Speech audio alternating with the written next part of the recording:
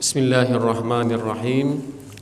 Assalamualaikum warahmatullahi wabarakatuh.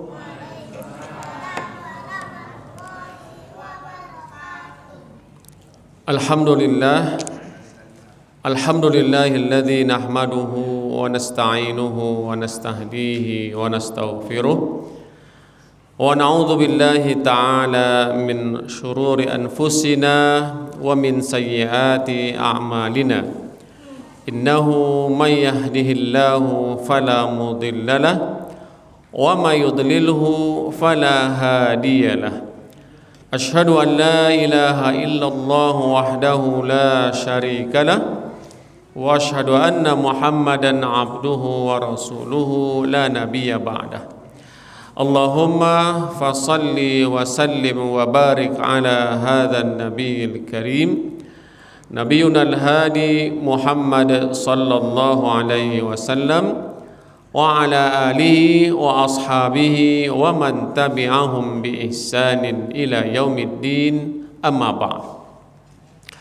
Fa ya ma'asyiral muslimin wal muslimat yang dimuliakan Allah Subhanahu wa taala, pertama sekali mari kita selalu dan senantiasa untuk bersyukur kepada Allah Subhanahu wa taala atas segala nikmat yang telah Allah karuniakan kepada kita. Yang paling utamanya adalah mensyukuri nikmat iman. Bersyukur kita masih beriman. Bersyukur di dalam hati setiap kita masih tertanam iman. Dan dengan bekalan iman itulah Allah Subhanahu wa taala memberi kita kekuatan untuk selalu dalam ketaatan, dalam kepatuhan dalam melaksanakan perintah Allah Subhanahu wa taala.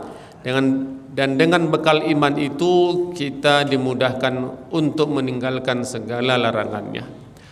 Kemudian kita bersyukur atas nikmat Islam, kita masih berislam, agama yang Allah ridhai, innad dina 'indallahil Islam.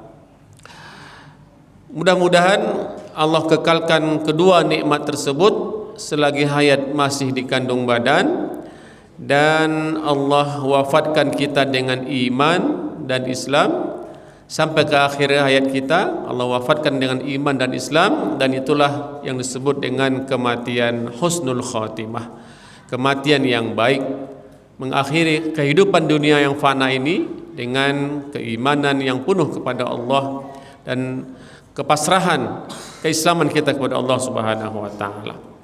Kemudian kita bersyukur juga atas nikmat sehat walafiat yang masih Allah berikan sampai saat ini, dan kita buktikan kita dalam kepatuhan, ketaatan dalam beribadah kepada Allah, termasuk dalam menjaga salat wajib, menjaga salat fardu berjamaah, dan juga menambah wawasan keilmuan kita dalam majlis ilmu yang mulia ini insyaallah.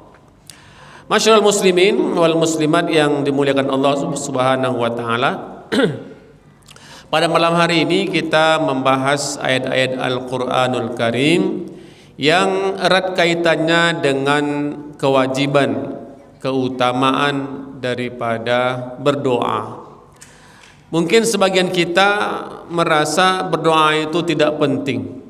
Berdoa itu hal yang sepele. Berdoa itu tidak seperti halnya sholat, berzakat, bersedekah, ataupun puasa dan haji. Maka kita banyak melihat banyak daripada kaum muslimin setelah sholat fardu berjamaah, dia langsung berdiri dan meninggalkan masjid. Apalagi sholat sendiri, apakah itu di rumah ataupun di masjid, dan tidak melihat adanya kepentingan daripada berdoa ini. Padahal di dalam Al-Quran sudah tegas-tegas Allah katakan akan perintah atau kewajiban berdoa. Bahkan di antara sifat akhlak kepribadian orang-orang yang beriman itu adalah ketika ia tetap istiqamah dalam berdoa kepada Allah Subhanahu wa taala. Dalam Al-Quran, dalam surah Al-Mu'min ayat 60, Allah Subhanahu wa taala berfirman, A'udzu billahi minasyaitonir rajim. Wa qala rabbukum ud'uni astajib lakum. Innal ladzina yastakbiruna an ibadati sayadkhuluna jahannama dakhirin. Di sini Allah Subhanahu wa taala menegaskan, dan ketika Allah mengatakan, dan ketika Rabb Allah Subhanahu wa taala berfirman, ud'uni astajib lakum. Di sini ada kata-kata ud'uni yang merupakan fi'lul amr, kata kerja perintah. Nah, kalau sudah ada kata kerja perintah, berarti di situ ada makna kewajiban. Al-amru lil wujub. Kata kerja perintah menunjukkan hukumnya adalah kewajiban. Maka wajibnya berdoa itu sama dengan wajibnya perintah-perintah yang lainnya dalam ibadah. Maka di sini dalil yang menguatkan, yang menegaskan akan kewajiban kita untuk tetap selalu berdoa kepada Allah Subhanahu wa taala. Bahkan dalam ayat ini Allah tegaskan, ud'uni, berdoalah kepadaku, perintah, astajib lakum, maka aku akan menjawab doamu. Ini juga memberikan makna bahwasanya tidak ada doa yang tidak dijawab oleh Allah Subhanahu wa taala.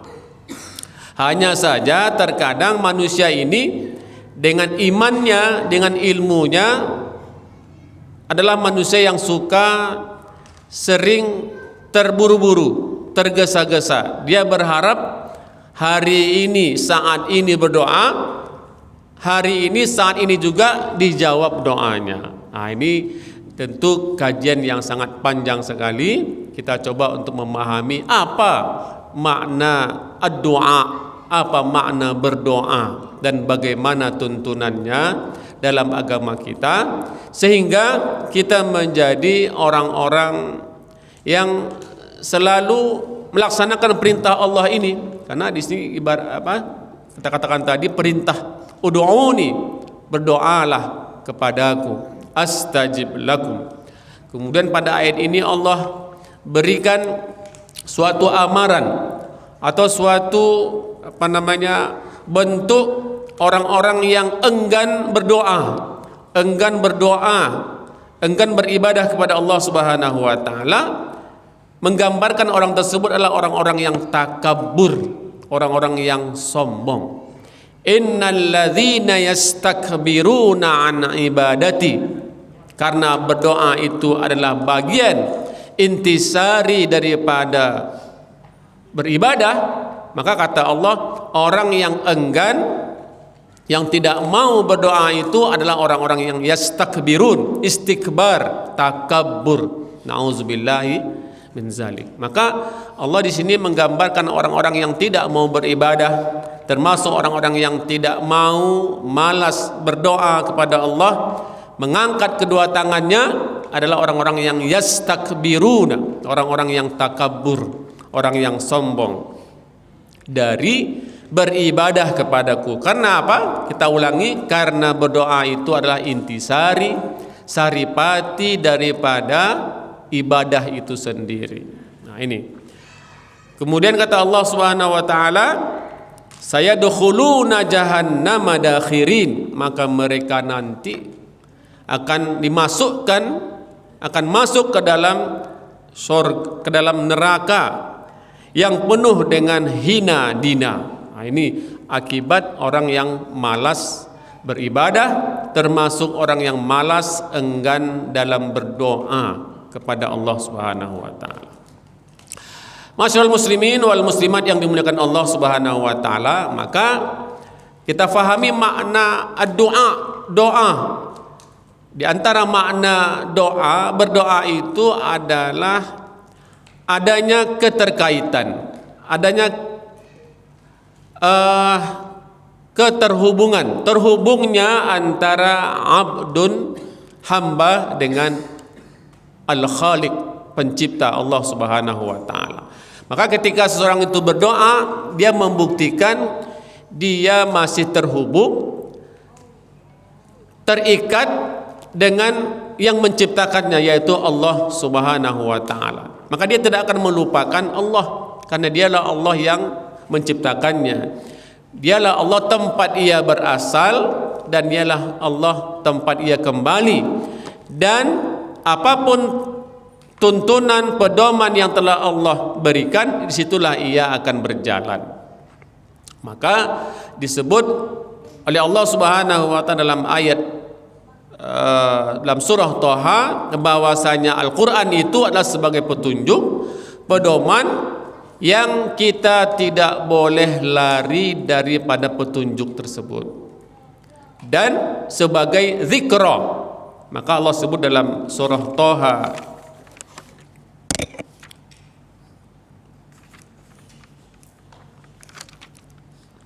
A'udzu billahi minasyaitonir rajim, dalam surat Thaha 124, wa man a'rada an dzikri fa inna lahu ma'isyatan donka wa nahsyuruhu yaumal qiyamati a'ma.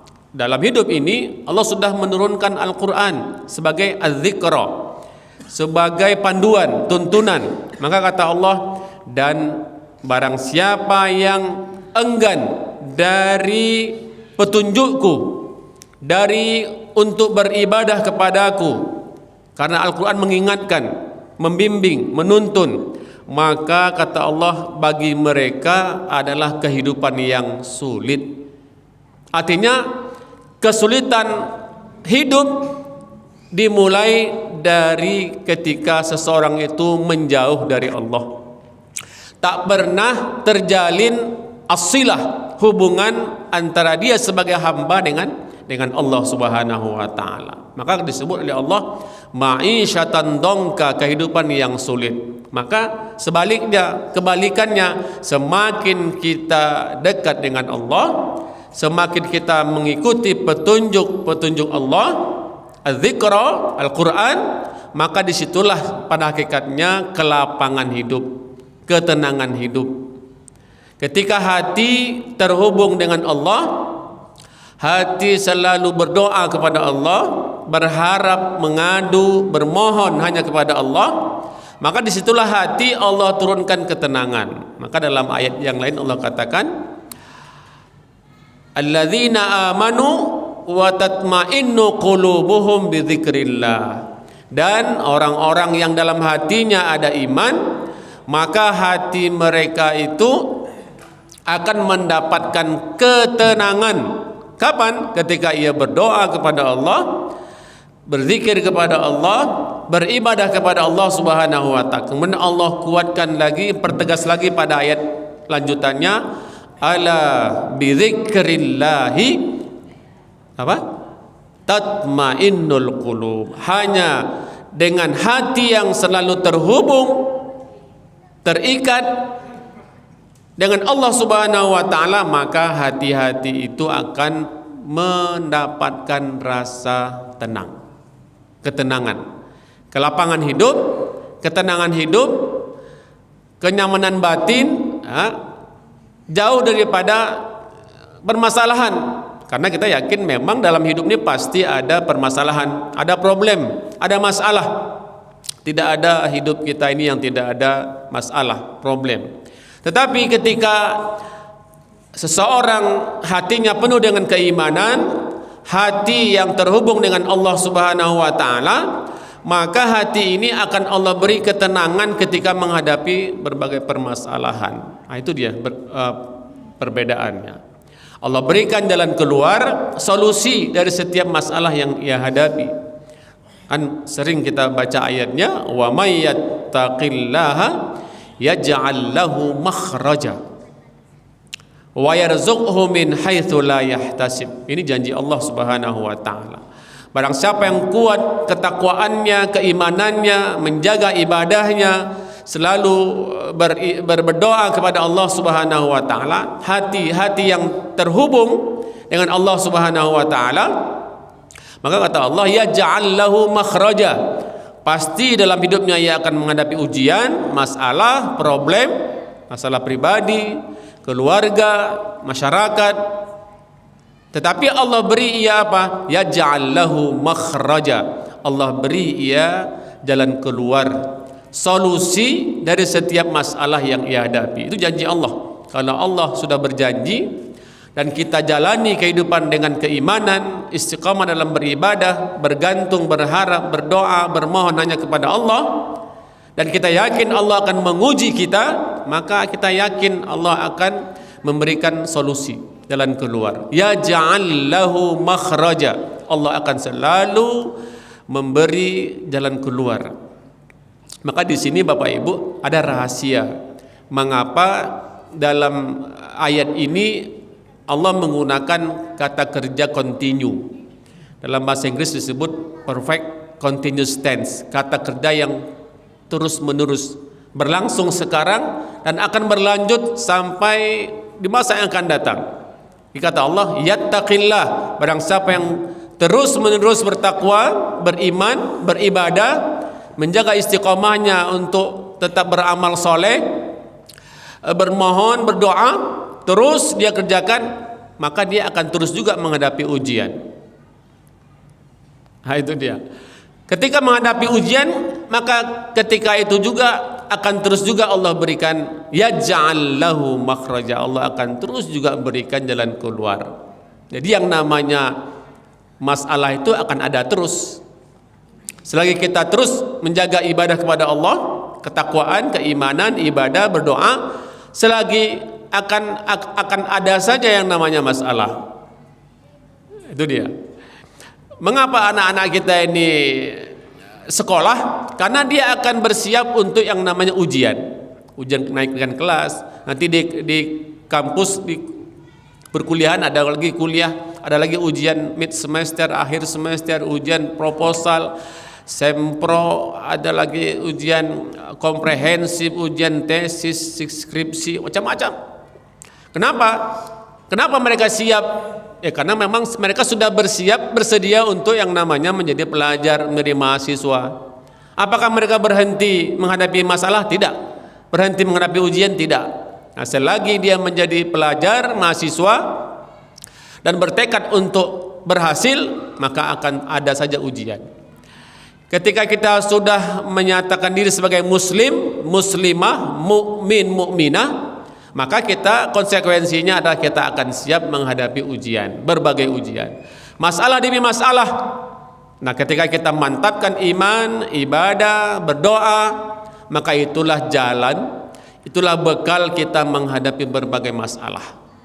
Makanya dalam ayat ada rahasia kenapa Allah mengatakan fa inna ma'al usri yusra.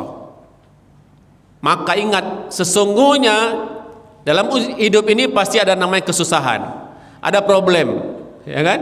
Ada berbagai masalah, musibah. Tetapi ingat, bagi orang mukmin setelah musibah, ujian, masalah pasti ada kemudahan. Makanya dikuatkan lagi oleh Allah, inna ma'al usri yusra. Ingat, sesungguhnya di balik kesusahan itu pasti ada kemudahan. Nah hidup kita ini dari awal lahir, kecil, dewasa, besar, tua akan menghadapi yang namanya masalah, ujian, cobaan. Tetapi Allah berikan bagi orang yang beriman istiqamah dalam beribadah dan dia tambah dengan doa-doanya kepada Allah kemampuan untuk menghadapi masalah, bukan lari dari kita tidak ada yang namanya lari dari masalah. Allah beri kita keimanan, ibadah, ilmu, keikhlasan, tawakal dan berdoa, maka itu semualah sebagai senjata bekalan kita dalam menghadapi kehidupan ini. Dia tidak lari dari masalah, tapi mencoba untuk menghadapi masalah, membaca masalah, menganalisa masalah dan keluar dari masalah. Itu dia. Ya ja'al lahu makhraj, kharaja, keluar, jalan keluarnya. Dan tidak hanya itu kata Allah Subhanahu wa taala. Ada sesuatu yang lebih utama lagi yang tidak Allah berikan kecuali bagi orang-orang yang beriman. Orang-orang yang istiqamah dalam beribadah dan dia kuatkan dengan doanya kepada Allah, yaitu apa? wa yarzuqhu min haitsu la yahtasib. Allah beri ia rezeki dari jalan yang tidak ia sangka-sangka dari mana datangnya. Ini luar biasa sekali kalau kita fahami dengan penuh keimanan. Maka doa ini bagian yang tak kalah pentingnya dari ibadah-ibadah yang kita lakukan, apapun bentuk amal ibadahnya. Maka disebut bahwasanya ad-du'a'u mukhul ibadah. Jadi berdoa itu adalah intisarinya atau otak atau saripati dari segala ibadah yang kita lakukan.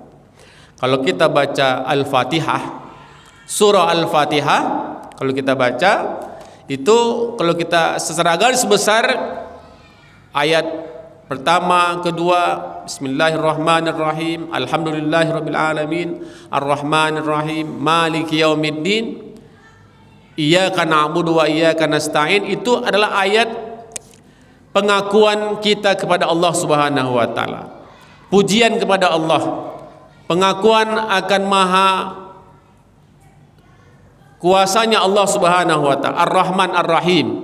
Kita mengakui sebagai Tuhan semesta alam, Rabb semesta alam, yang kita beribadah kepadanya dan kita meminta pertolongan hanya kepadanya. Kemudian kita meminta, berdoa kepada Allah, ihdinas siratal. Itu bukti kita berdoa.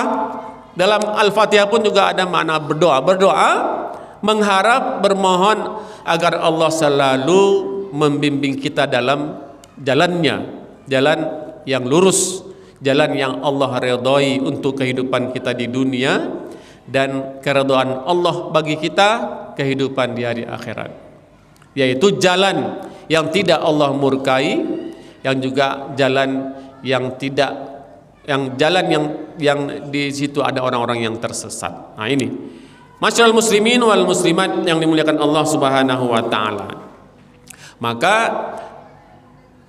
berdoa adalah menjadi adab, menjadi akhlak seorang mukmin kepada Allah Subhanahu wa taala. Maka dalam salah satu doa ataupun ajaran bagaimana kita berdoa dalam setiap waktu, minimal setelah selesai solat fardu atau selesai solat, maka Rasulullah mengajarkan. Salah satunya diantaranya adalah hadis Rasulullah, nasihat Rasulullah kepada sahabat yang bernama Muaz bin Jabal. Jadi Rasulullah menarik tangan Muaz yang masih kecil, yang masih mulai beranjak dewasa, dan nasihat ini tentu untuk beliau terkhusus dan juga kepada kita umumnya. Apa doanya? Doanya itu adalah anjuran, ajakan untuk berdoa minimal setelah selesai solat. Kata Rasulullah SAW, ya Mu'adz, wahai Mu'adz, la tada'anna an taqula fi duburi kulli salatin. Wahai Mu'adz, jangan sampai engkau tinggalkan untuk berdoa. Ini untuk berdoa. Apa doanya? Bapak Ibu mungkin sudah hafal doanya. Allahumma a'inni ala dzikrika wa syukrika wa husni ibadati. Itu doanya. Artinya di sini tegas-tegas Rasulullah mengatakan akan anjuran, kemuliaan, keutamaan berdoa.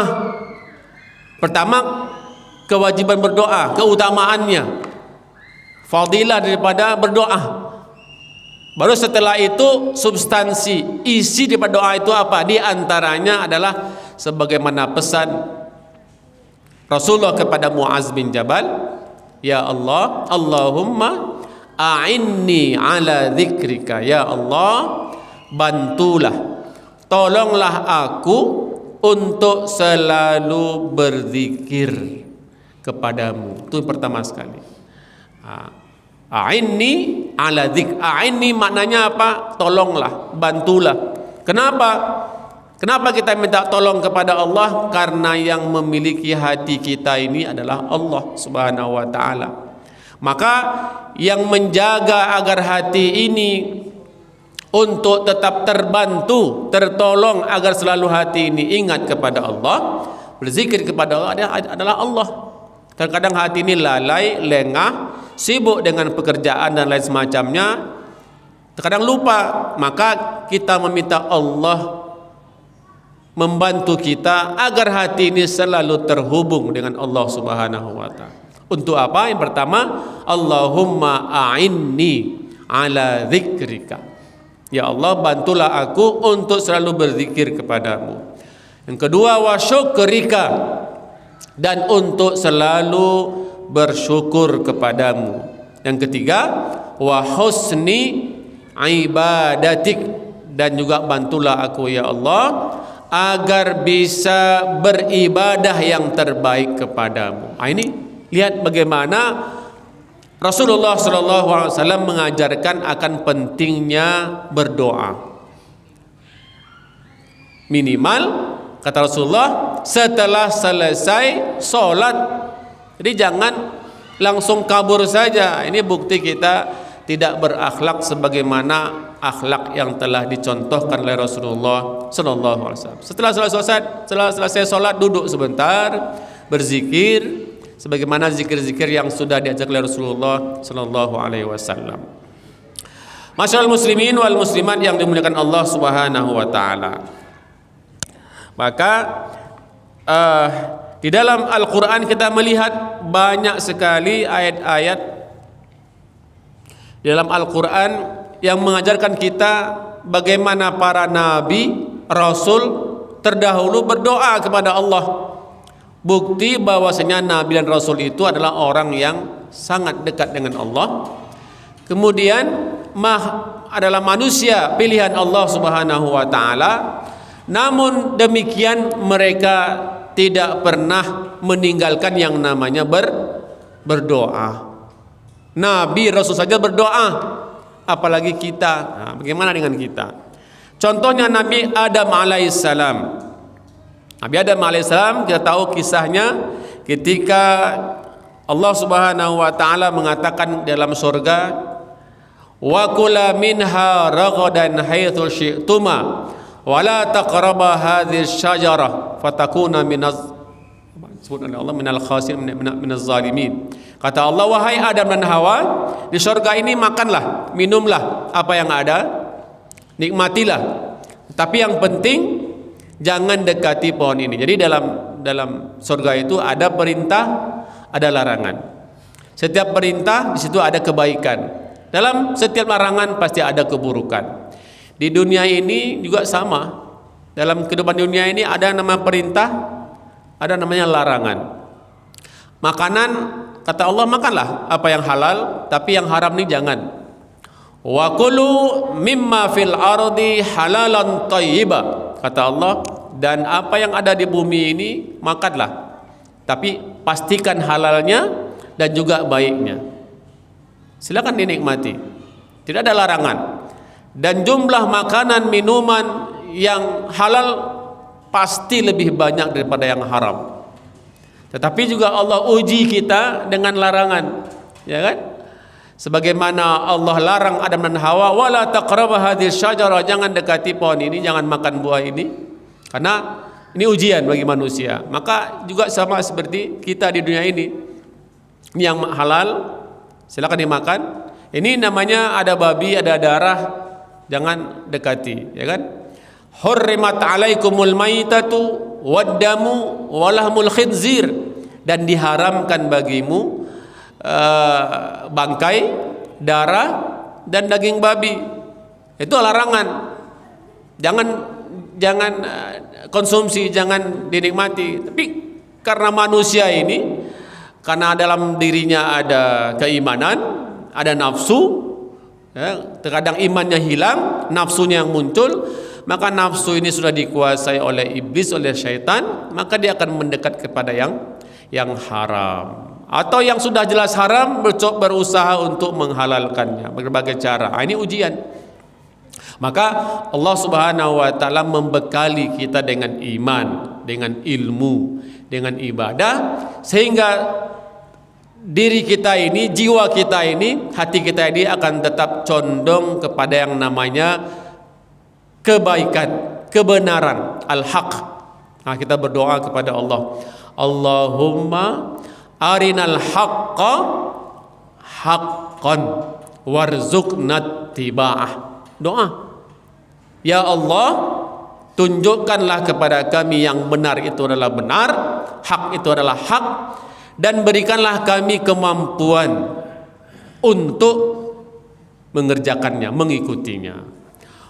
Wa arinal batila batilan warzuqna ijtinabah. Dan ya Allah, kami berdoa, tunjukkanlah kepada kami yang batil itu adalah batil, yang haram itu adalah haram, sehingga berikanlah kami kemampuan untuk meninggalkannya. Berdoa kepada Allah. Maka yang namanya iblis adalah musuh yang abadi.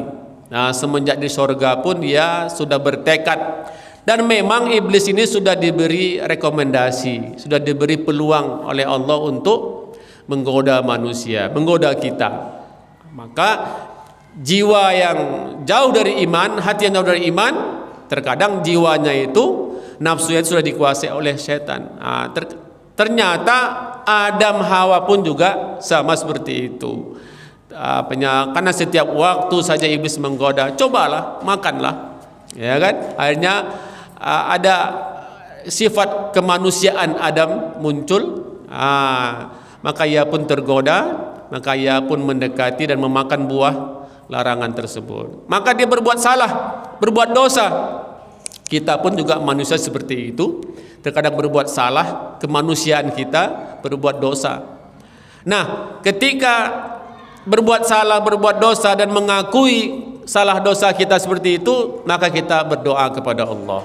Sebagaimana doa Adam alaihissalam dan juga Siti Hawa ketika dia mengatakan telah berbuat salah, berbuat dosa, qala rabbana zalamna anfusana wa in lam taghfir lana wa tarhamna lanakunanna minal khasirin. Nah, ini bentuk bukti bahasanya Adam ketika dia sudah berbuat salah, berbuat khilaf dan merasa berbuat zalim, Rabbana zalamna anfusana. Ini perkataan doa daripada Adam alaihissalam dan Siti Hajar. Kami telah menzalimi diri kami karena sudah mengikuti rayuan godaan setan, maka tidak ada lain kami minta ampun kepadamu ya Allah. Wa in lam taghfir lana, jika engkau ya Allah tidak mengampuni kami atas dosa-dosa kami, dan tidak watarhamna, dan tidak merahmati kepada kami, tentulah kami, kata Adam, termasuk orang-orang yang merugi. Nah, ini doa ini juga luar biasa. Terkadang kita dalam hidup ini penuh dengan kesalahan, dosa, ya kan? Salah suami istri. Maka cepat-cepat kita berdoa kepada Allah. Ini doanya diantaranya. Doa ini ajaran, karena kita akan terus berbuat salah, karena kita manusia. Ya kan? Maka berdoalah, Rabbana zalamna anfusana wa in lam taghfir lana wa tarhamna lanakunanna minal khasirin. Nah, maka setelah Adam dan Hawa berdoa, maka Allah mendengar doanya.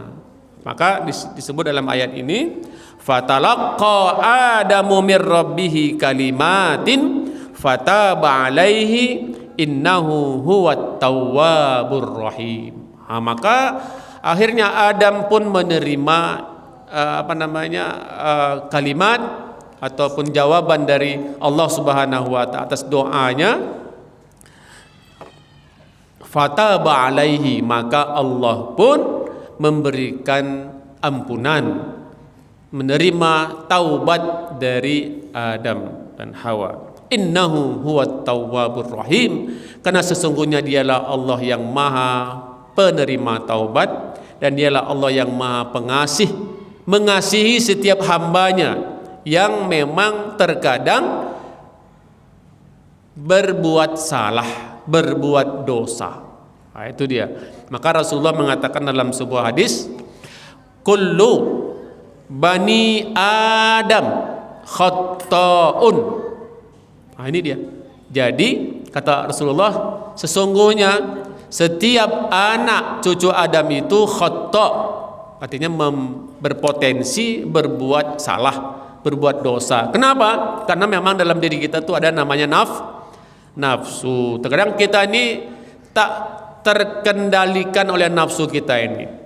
Terkadang nafsu kita ini jauh daripada ketaatan, kebaikan, sehingga nafsu kita ini jauh dari iman, dari ibadah, dari ilmu, maka dikuasai oleh setan. Maka setan yang menguasai nafsu kita menjadi nafsu yang berbuat keburukan. Maka disebut oleh ulama kita dalam Al-Quran disebut dengan an-nafsu al-ammarah, nafsu amarah. Apa itu? Wa ma ubarri'u nafsi innan nafsa la ammaratum bisu.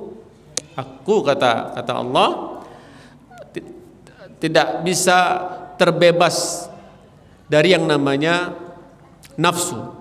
Karena nafsu jika tidak dikuasai oleh iman, maka akan dikuasai oleh setan, dikendalikan oleh setan. Maka nafsu inilah yang terkadang menyuruh seseorang untuk berbuat keburukan. An-nafsu al-ammarah bisu.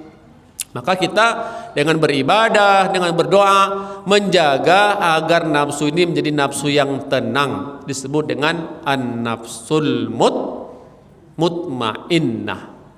Nafsu yang tenang, nafsu yang dalam bimbingan Allah Subhanahu wa taala. Maka insyaallah nafsu ini akan dalam bimbingan keimanan akan berbuat dalam ketaatan. Maka di sini kita melihat Adam alaihissalam berbuat salah, berbuat dosa, maka dia berdoa kepada Allah. Rabbana zalamna anfusana wa in lam taghfir lana wa tarhamna lanakunanna minal khasirin. Kalau tidak ada Allah yang akan mengampuni, menerima taubat, maka tentu kita akan termasuk orang-orang yang merugi. Maka bersyukur kita ini ya secara akal sehat, logika, kalau kita manusia biasa, pasti yang namanya kita ini berbuat salah, kecil, sedang atau besar sekalipun. Tetapi kita tidak berputus asa. Kita yakin Allah pasti akan mengampuni, dengan syarat berdoa kepada Allah. Ya, angkat tangan, ya kan? Angkat tangan kita untuk berdoa. Jangan malas angkat tangan.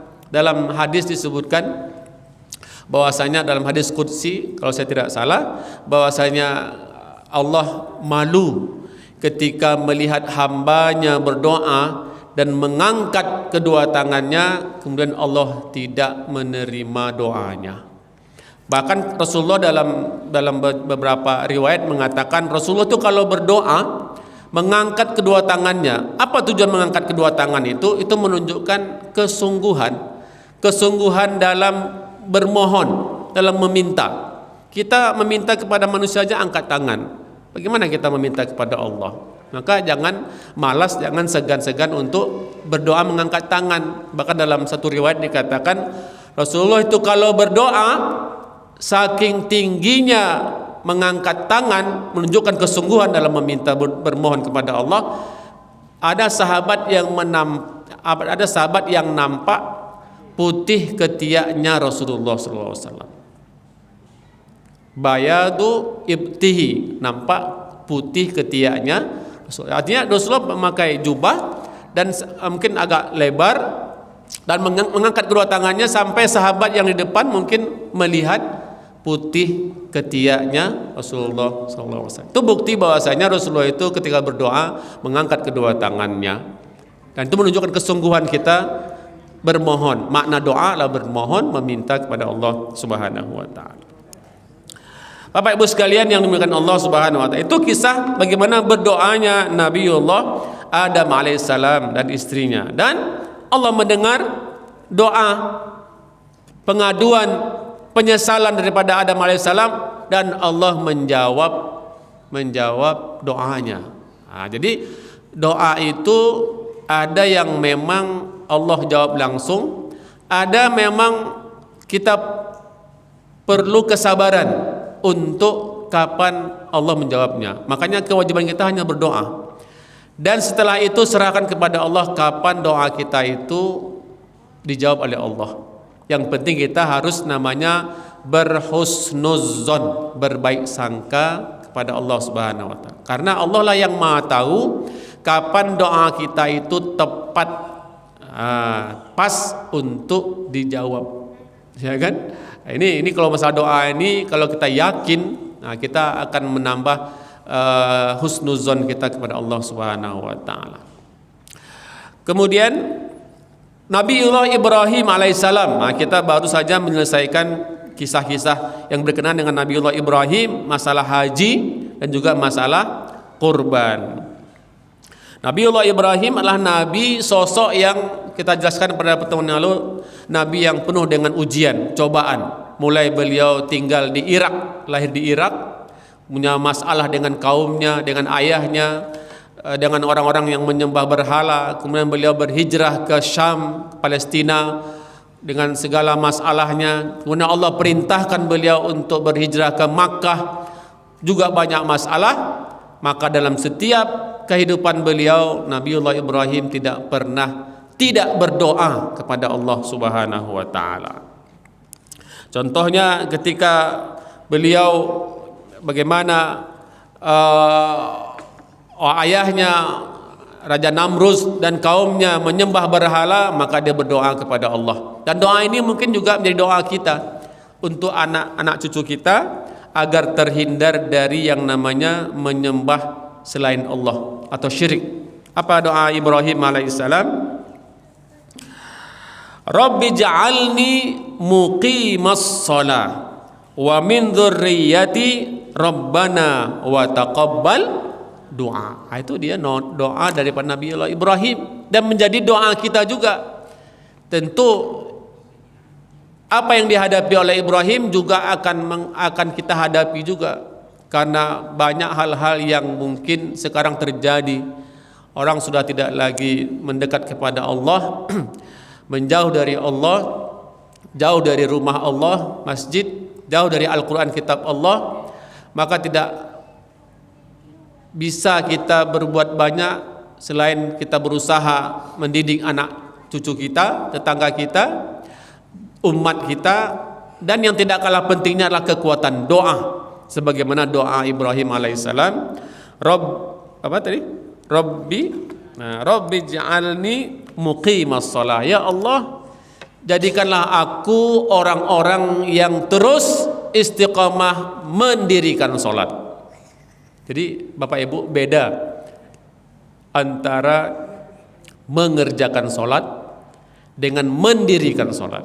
Makanya dalam bahasa Al-Quran disebut wa aqimus shalah, bukan wa if'alus shalah, kerjakan salat. Kenapa? Karena pada mengerjakan itu, melaksanakan itu mungkin tidak begitu banyak bebannya, tantangannya, dan tidak akan begitu banyak manfaatnya. Tetapi ketika mendirikan itu akan banyak tantangan, ujian.